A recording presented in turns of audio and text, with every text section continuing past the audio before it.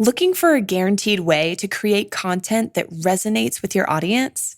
Start a podcast. Interview your ideal clients and let them choose the topic of the interview. Because if your ideal clients care about the topic, there's a good chance the rest of your audience will care about it too. Learn more at sweetfishmedia.com. You're listening to B2B Growth, a daily podcast for B2B leaders. We've interviewed names you've probably heard before, like Gary Vaynerchuk and Simon Sinek, but you've probably never heard from the majority of our guests. That's because the bulk of our interviews aren't with professional speakers and authors. Most of our guests are in the trenches leading sales and marketing teams. They're implementing strategy. They're experimenting with tactics.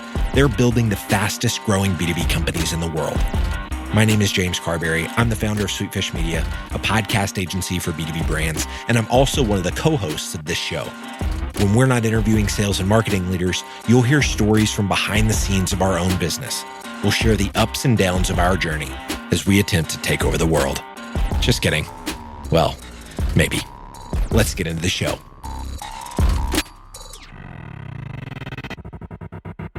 Hey everybody, it's Andy Crestodina, and I'm your host for this edition of B2B Growth, the Content Marketing Edition.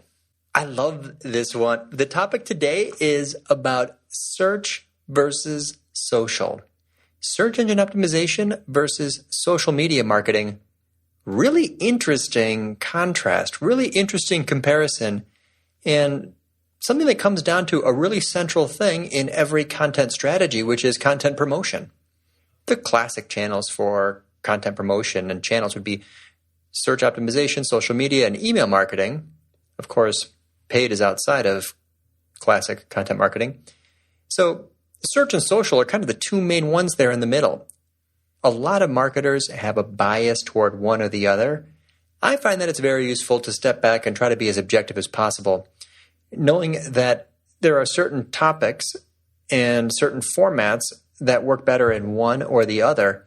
And I truly believe that it's one of the skills to be able to look at something and say, aha, that's going to work in search, or that's going to work in social. It's kind of rare that you'll find something that works in both. But at the end of this mini episode here, I'm going to highlight ways in which a single piece of content can actually be promoted in both channels. So first, the differences. Let's contrast these two things, search and social. Very, very different. Starting with the durability of traffic from that channel. Now, I'm recording a show right now. I'm not doing any social media marketing. I'm really probably not getting any traction or any traffic from social media marketing because I'm doing this instead. On the other hand, I have written many articles, many pieces of content over the years that are keyword focused. I'm definitely getting traction in search right now. That's because search as a channel is a much more durable source of traffic. Just go look at the trend line in Google Analytics for either of these channels, and you will see that search tends to be steadier. And if you do it well and choose a much longer date range, you may find that search tends to be a slow curve going upward even. Social, it's like a press hit. It worked. A bunch of people shared that thing. Last week we had an article, a bunch of people shared it all at once, a bunch of people clicked, engaged, commented. Spike. Social, spiky. Search, more straight. So one way to think of it is that every page has a chance to catch traffic from search, like a sail catches wind. And you can add more and more sails to that boat. Social, it's more like rowing. You gotta put your back into it and keep working on it. Because if you stop doing social media, you're not going to drive any traffic from social media. So durability is one of the big differences. Another major difference between search and social is the quality of that visitor. Visitors from search have a different kind of intent. Visitors from search are looking for something. They've got their fingers on a keyboard. They're trying to find something. They have an information need. Visitors in social media, they don't really have a plan. They're not in Facebook or Google or LinkedIn because they have a plan today. They're just browsing around. Therefore, the conversion rates from visitors from search tend to be higher than those of visitors from social media. Just very different. Go look at the default channel groupings, the channels report in Google Analytics for all of your different goals. Hopefully you have goals set up, and you'll see that the conversion rates from search are probably much higher because those people came to search with a plan. Nobody goes to social media with a plan, right? Fundamental difference. Visitors in search are busy. Visitors in social are bored. That they're waiting for the bus. Why would they be in social media, right? That tends to be true. Not always true, but these things tend to be true. Another major difference, though, is in the upper limits of traffic from these sources. There's X number of people who are searching for, Chicago dog walker today. There will not be more traffic than that number of people, right? That is the global maxima. If there's 500 people looking for that thing today, that's a total potential traffic of 500 visits. On social, on the other hand, there is simply no upper limit. If anyone has ever been on the other end of a mini viral event, it's breathtaking how many people there are on the internet and how many people might click and share and comment. And so those spikes can be very high. Might be nice to get durable sources of traffic, but there's never nothing goes viral in search, right? Maybe that's obvious. So another way to think about this is the targeting, touching on advertising.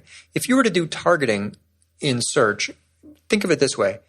You don't know anything about who that person is, but you know everything about what they're thinking because they just typed it on a keyboard, into a little box.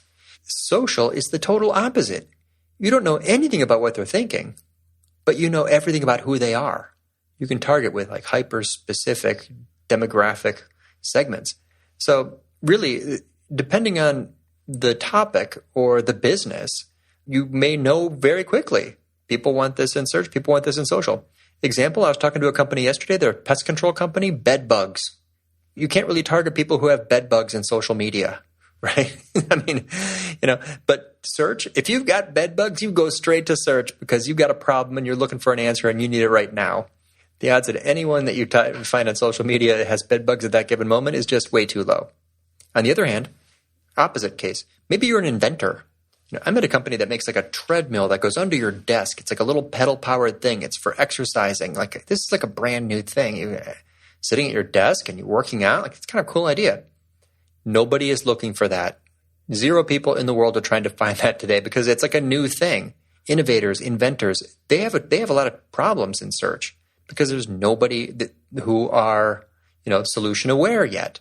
On the other hand, social media, I know exactly how to target that person, right? It's they like these other brands. They're interested in exercise. They work in an office. So, and that works for topics too. You could look at an article. Let's talk about what works content-wise. What works in search is long-form content. What works in social is compelling visuals or a strong opinion. What works in search is content that answers questions. What works in social is content that triggers emotion, right? In other words, in SEO, your job is to meet someone's expectations, to solve for an information need. In social media, total opposite. Your job is to be a little bit unexpected. You're trying to slow their scroll. You want your social post to be a thumb stopper where it's what? Wow, what's that? It's gonna trigger anxiety or anger or awe. Those are the 3 A's that will slow down the visitor in social media who's flying through a social stream, right? So I find this really interesting, and I'd encourage all of our listeners here to take a moment to consider the last 5 things you wrote, right? Look at those headlines. Ask yourself, is this content that answers questions or does it trigger an emotion? And then go look in your analytics and see where that got more traction. Or maybe take one article and try to adjust how it's framed and see if you can get better action in one channel or the other. It's just so interesting, and it's an important skill, and it's something that we should all really be sensitive to, the differences, the contrast, the way in which these things work with the psychology of your potential visitor. Search versus social. Complements? Opposites? Fascinating.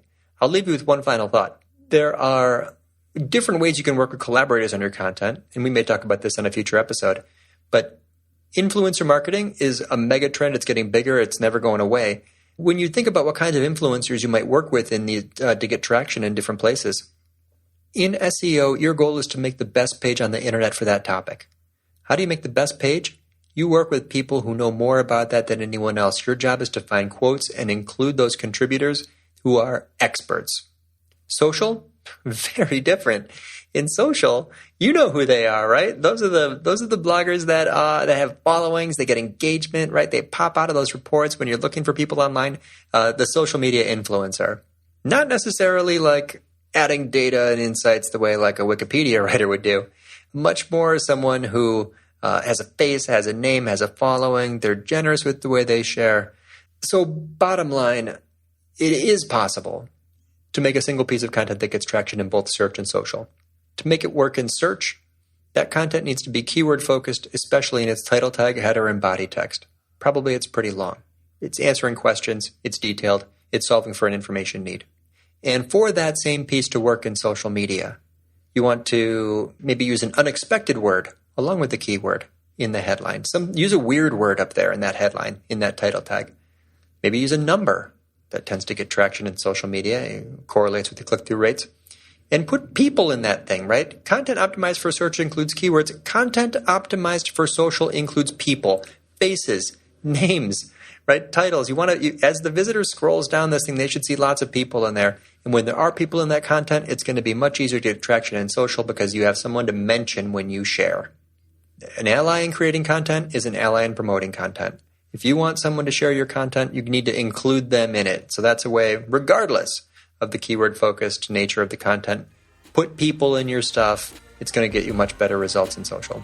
Love this topic. Love this show. Hope you guys are getting some value from it. If you know someone else who might like this, feel free to pass it along. We'd be grateful if you shared. And until next time, wishing you all much traffic and many conversions. We totally get it. We publish a ton of content on this podcast, and it can be a lot to keep up with. That's why we've started the B2B Growth Big Three, a no-fluff email that boils down our 3 biggest takeaways from an entire week of episodes.